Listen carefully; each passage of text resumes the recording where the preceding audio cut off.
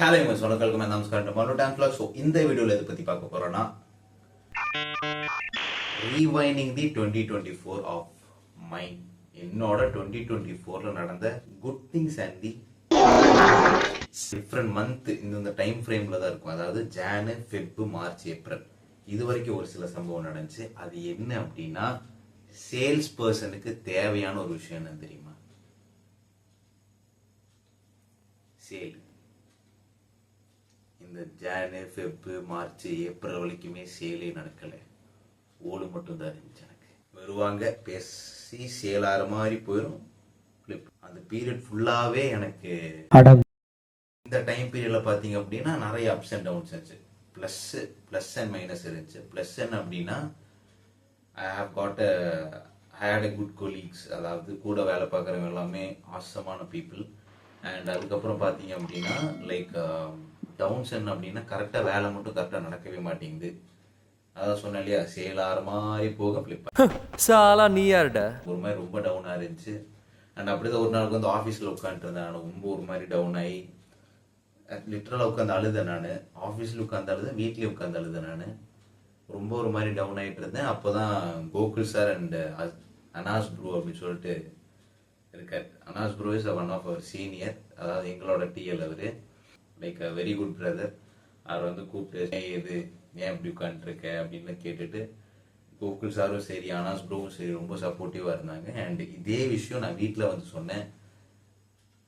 சுத்தமாக எதுவுமே நடக்க மாட்டேங்குது, என்ன ஏது அப்படின்னு தெரியல. அப்பா கிட்டேயும் சொல்லும்போது லைக் தேர் அட்வைஸ் லைக் சேல் அப்படி ஒரு விஷயம் வந்து நடக்கும். அதுக்கு ஒரு டைம் வேணும், அதுக்கு ஒரு பீரியடில் வந்து அது நடக்கும் கண்டிப்பாக. So have to give the time அப்படிங்கிற மாதிரி போயிடுச்சு. ரொம்ப சப்போர்ட்டிவாக தான் போயிட்டு இருந்துச்சு. இந்த மாதிரி போயிட்டு இருக்கும்போது ஒரு பயங்கரமான செருப்படி என்னன்னா, அதாவது எனக்கு மட்டும் இல்லை, டீமுக்கே செருப்படி என்னன்னா, கோகுல் சார் டீம் மாத்திட்டாங்க. I don't believe this. அசம்பவ் அசம்பவ். அப்புறம் என்ன அப்படின்னா, இந்த ஏப்ரல் 18th அப்படின்னு ஒரு டேட் வந்துச்சு. இந்த ஏப்ரல் 18th வந்து இன்னொரு சம்பவம் நடந்துச்சுன்னா, என்ன டீம் மாத்திட்டாங்க. என்ன டீம் மாத்திட்டு லைக் வேற ஏதோ டீம்ல போடுவாங்கன்னு நினைச்சா, நேரா Gokul sir team. Gokul sir எந்த டீம் மாறினாலும் அதே டீம்ல எங்களையும் மாத்தி விட்டு, நானு அப்புறம் என்னோட கூட கொஞ்சம் பேர் இருந்தாங்க, அவங்க எல்லாமே கோகுல் சார் டீம் போயாச்சு. Again we got an opportunity to work under Gokul sir. 9 to 6 job ஜாலியாக இருந்துச்சு. ஒரு மாதிரி கவர்மெண்ட் ஆஃபீஸில் தான் 9 to 6 தான் வேலை பார்ப்பேன், அதுக்கு மேலே வேலை பார்க்க முடியாதுங்கிற மாதிரி போயிட்டு இருந்துச்சு. அது மாதிரி ஜாலியாக தான் போயிட்டு இருந்துச்சு. அண்ட் ஏப்ரல் மாதம் முடிய வரைக்குமே நான் அந்த வேலையை கற்றுக்கிட்டேன். அண்ட் மே மாதம் வந்துச்சு. சூப்பர்வான செருப்படி. ஜென்சி மானத்தை வாங்கிருக்குன்னு ஒரு சில டிவிடி பிரிவுகள் அது வந்துட்டு போயிருச்சு. பொம்பளை சோக்கு கேக்குதாடா, பொம்பளை சோக்கு. மே மாசம் ஸ்டார்டிங்ல வாங்கின செருப்படிக்கெல்லாம் பதிலடி கொடுக்குற மாதிரி ஒரு ஆப்பர்ச்சுனிட்டி கிடைச்சது. என்னன்னா, I was TL for 1 month. அதாவது May 28 அந்த மாதிரி அந்த ஒர்க் ஆரம்பிச்சு, அந்த ரெஸ்பான்சிபிலிட்டி ஆரம்பிச்சது.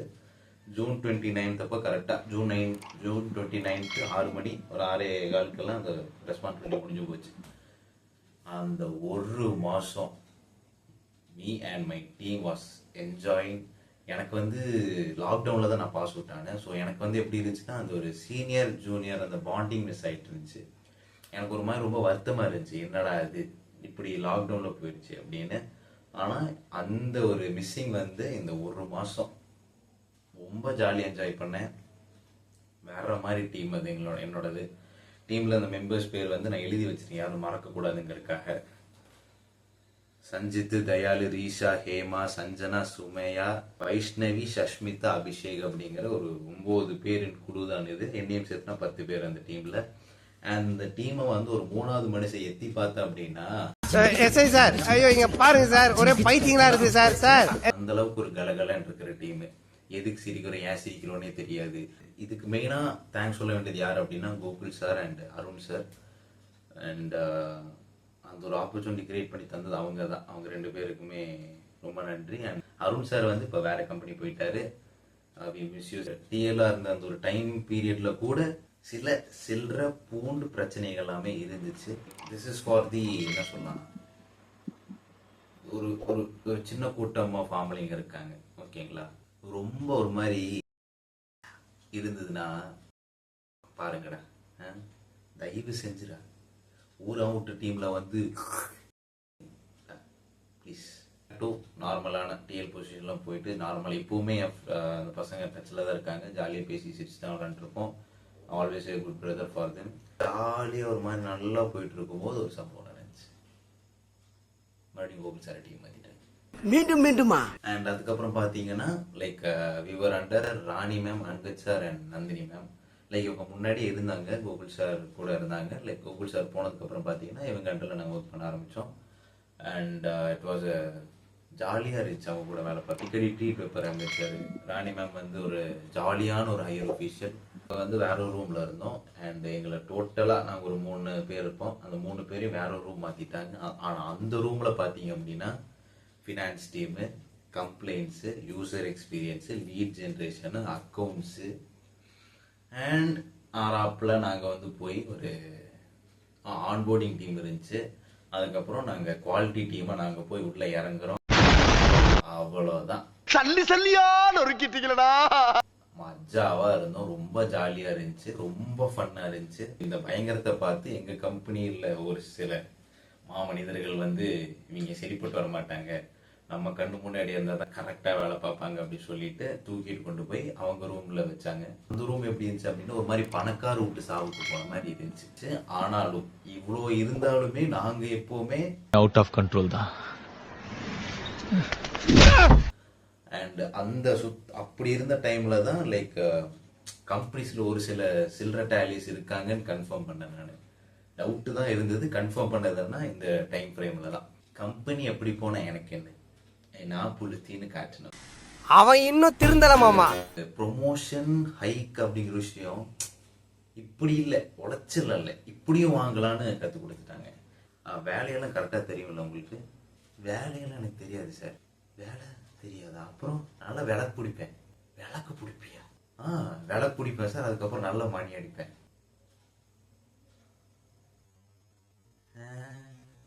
அந்த மணி இல்லையப்பா. இந்த பீரியட்ல ஐ கேம் த்ரூ தி டைட்டுக்கு ஆப்போசிட் ஹுண்டைஸ். அதுக்கப்புறம் பார்த்தீங்கன்னா நல்லா தான் போயிட்டு இருந்துச்சு. ஏன்னா டோட்டல் டீமாவே we had a mindset called அவன் கிடக்குறான்டா மயிராண்டி. நான் வந்து யூடியூப்ல வந்து வீடியோஸ் போடுறது நிறுத்திட்டேன். ஏன் நிறுத்தினேன் அப்படின்னா லைக் ஒரு நாள் என் ஃப்ரெண்டு கூப்பிட்டுட்டு மச்சான் வாடா வெளியே போகலான்டா, படத்துக்கு போகலாம் அப்படின்னோடனே நான் சொன்னேன் இல்லை மாப்பிள்ள, லைக் வீடியோடா எடிட் பண்ணணும், பிஸியாக இருக்குடா அப்படிங்கிற மாதிரி சொன்னப்போ அவன் ஒரு சென்டென்ஸ் சொன்னான். எப்போ கூப்பிட்டாலும் நீ என்னடா பிஸி, வீடியோ போன எடிட் பண்ணு சொல்லிட்டு இருக்க, போடா அப்படின்னு சொல்லிட்டு அவன் கட் பண்ணிட்டான். ஆனால் எனக்கு அது எப்படி இருந்துச்சு அப்படின்னா அவன் சொன்ன வார்த்தைகள் வந்து எனக்கு என்னானது எப்படி இருந்துச்சுன்னா என்னோட மைண்ட் செட்டில் வந்து சொல்கிறேன் நான். என் ஃப்ரெண்டு சொல்லலை, எனக்கு இருந்ததுன்னா என்னடா நீ ஆகுனா வீடியோ பண்ணணும் எடிட் பண்ணணுன்னே சொல்லி பிஸியாகவே சுற்றிட்டு இருக்க, எப்போ கூப்பிட்டாலும் வரவே மாட்டேங்கிற, சரி இவ்வளோ கஷ்டப்பட்டு நீ போறிய, நீ தோத்துட்டு என்னடா பண்ணுவ அப்படிங்கிற மாதிரி எனக்கு உள்ளக்குள்ள தோணிருச்சு. எனக்கு பிளாங்க் அவுட் ஆயிருச்சு. எனக்கு என்னடா பண்ணுவேன் நீங்கிற மாதிரி பிளாங்க் அவுட் ஆயிருச்சு. டக்குன்னு அழுதுட்டேன் நான். சீரியஸாக நான் உட்காந்து டக்குன்னு அழுதுட்டேன். ஏன்னா அந்த அழுகிறதுலாம் தெரிஞ்சு how much I love YouTube and எவ்வளோ ஹோப் அது மேலே வச்சிருக்கேன், எக்ஸ்பெக்டேஷன்ஸ் வச்சிருக்கேங்கிறது எனக்கு அப்போ தான் தெரிஞ்சு. ஒரு வகையாக அது நல்லதாக இருந்தாலுமே ஒரு வகையான அது கெட்டது தான். ஸோ அதனால நான் வந்து என்ன பண்ணிட்டேன் அப்படின்னா இப்போதைக்கு நான் யூடியூப்பில் வீடியோ போடல, பார்த்துக்கலாம், வந்தால் பார்த்துக்கலாம், என்ன ஆகுதுன்னு பார்த்துக்கலாம், நம்ம வீடியோ போடல என்ன ஆகுதுன்னு பார்த்துக்கலாம் அப்படின்னு சொல்லிட்டு நான் வந்து வீடியோ போடுறது நிறுத்திட்டேன். அதுக்கப்புறம் லைக் என்ன தான் நிறுத்தினாலுமே யூடியூப்பில் வந்து சப்ஸ்கிரைபர்ஸ் வந்து இன்க்ரீஸும் ஆச்சு, டிக்ரீஸும் ஆச்சு, அப்புறம் மறுபடியும் இன்க்ரீஸ் ஆச்சு. போட மாட்டேன்னு முடிவு பண்ணும்போது ஒரு கவுண்ட் இருந்துச்சு, நான் போட ஆரம்பிக்க போகிறேங்கிற இப்போ வந்து வேற ஒரு கவுண்ட் இருக்குது. ஸோ இதில் வந்து பெரிய டிஃப்ரென்ஸ் இல்லைனாலும் இங்கேருந்து எனக்கு இங்கே சப்ஸ்கிரைபர்ஸ் இன்க்ரீஸ் தான் ஆகிருக்கு. ஸோ யூடியூப் எனக்கு நான் அடிக்கடி எனக்கு ரொம்ப ஒரு மாதிரி டவுன் இருக்கும், என் வீடியோஸ் நான் அப்பப்போ நான் போய் பார்ப்பேன். அப்போ எனக்கு தோணுற விஷயம் அப்படின்னா லைக் யூடியூப் எனக்கு சொல்கிற விஷயம் என்னென்னா கரெக்டாக தான் போயிட்டு இருக்கேன், நம்பி வா பார்த்துக்கலாங்கிற மாதிரி ஒரு ஹோப் கொடுக்குது எனக்கு வந்து யூடியூப் தான். ஸோ அதுவும் நான் சைட் பேசி பார்க்கலாம் அப்படிங்கிற மாதிரி இன்னொரு சம்பவம் நடந்து அந்த மைண்ட் செட் நான் வந்தேன் நான். Then came the birthday month November.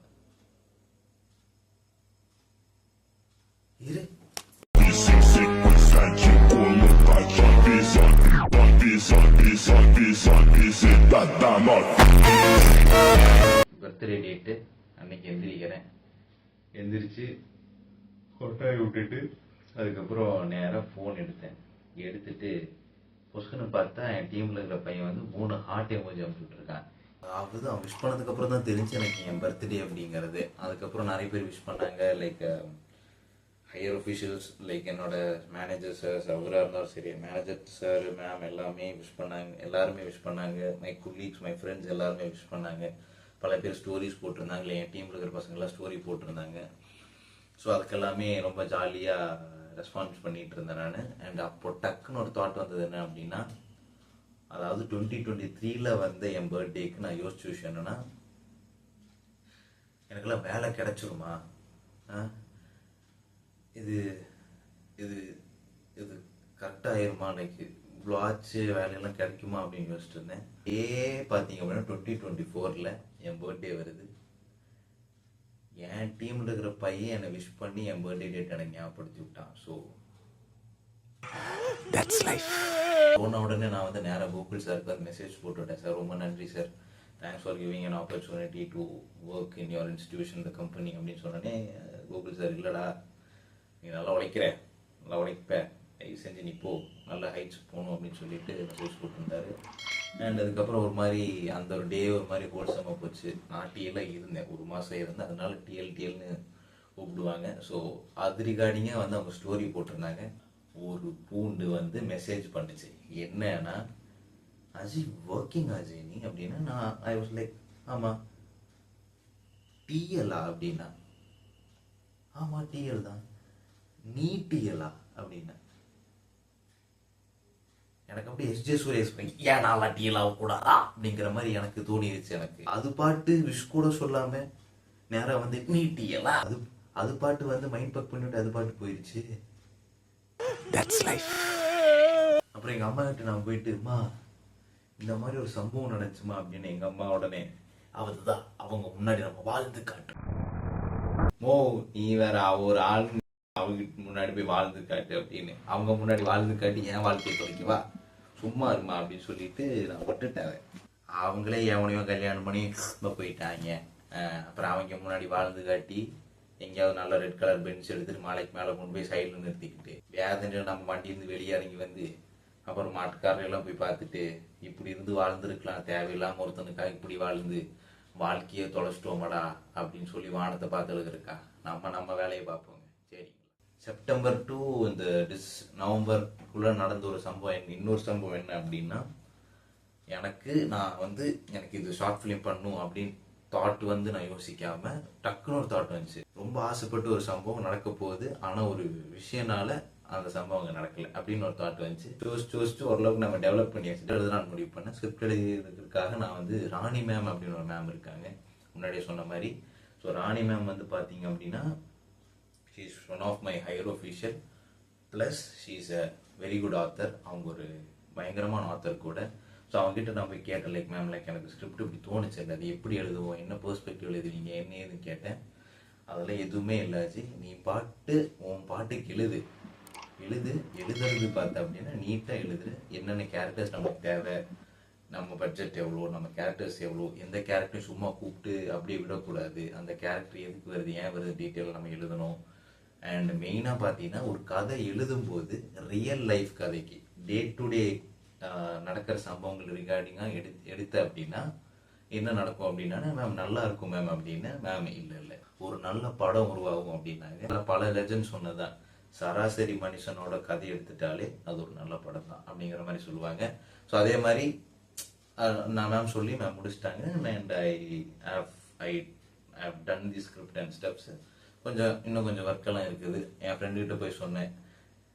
அவன்கிட்ட சொன்னப்போ அவன் வந்து எனக்கு ஒன்லைன் எடுத்து கொடுத்தான். இந்த டிசம்பர் மந்த்து வந்து ஸ்டார்டிங்லேயே ஒரு சம்பவம் தெரிஞ்சு அப்படின்னா, மறுபடியும் எங்கள் டீமில் ஹெட்டை மாற்றுறாங்க அப்படின்னு. இப்படி பண்றிய கிறுக்கு மெண்டல் பயிலுலா, செத்த பயிலுலா, மூஞ்சி மோரையும் பொழப்பா வச்சிருக்காங்க போல. இவனை தூக்கி அங்கே போகிறது, அவனை தூக்கி இங்கே போகிறது. ஐயோ சாமி வேற கூட்டு போங்கடா, கோவத்துல போட்டுற போற. இவர் வராது தெரிஞ்சவன் எனக்கு என்ன தோணுச்சுன்னா, நம்ம இன்னும் நல்லாவே வேலை பார்ப்போம் அப்படின்னு தோணுச்சு. சரின்னு சொல்லிட்டு நம்ம டீம்ல இருந்து நம்ம வேற மாதிரி போவோம் அப்படின்னு பார்த்தா மறுபடியும் என்ன டீம் மாத்தி விட்டாங்க. என்னால முடியலடா. அதுவும் நல்லா தான் இருக்கு, இல்லைன்னு நான் சொல்லலை. அண்ட் இப்போ நான் ஏன் யூடியூப்ல வீடியோ போடுறேங்கிறதுக்கு ரீசன் என்ன அப்படின்னா, அரவிந்த் சாமி சார் அவரோட இன்டர்வியூ வந்து நான் பார்க்கும்போது எனக்கு தோணுன விஷயம் என்னன்னா, why can we manage our passion and our profession in equal way. அப்பப்போ வந்து ஒரு படம் பண்ணிட்டு இன்னும் 2 படங்கள் பண்ணிட்டு அவரோட வேலையை பார்க்க போயிடுறாரு. ஸோ அந்த மாதிரி நம்ம ஏன் அந்த மாதிரி ஒரு நல்ல லைஃப் ஸ்டைல் மூவ் பண்ணக்கூடாது அப்படின்னு தோணால மட்டும்தான் நான் வீடியோ போடுறேன். அண்ட் எப்பவுமே சொல்ற மாதிரி தான், live the life, love the life, love you all, bye, peace out.